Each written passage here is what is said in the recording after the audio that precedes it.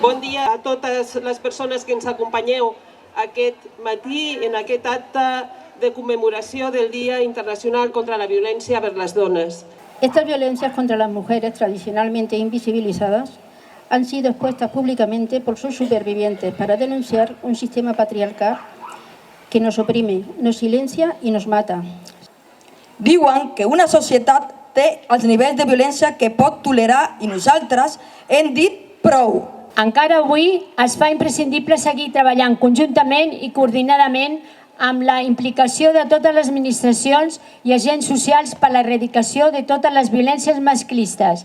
Perquè totes elles, tota la nostra societat, està transversalment marcada per unes diferències que en el segle XXI no tenen raó de ser.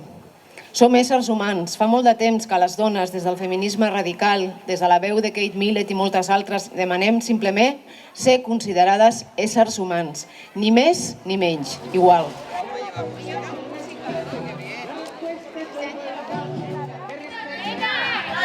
Feminista! Fins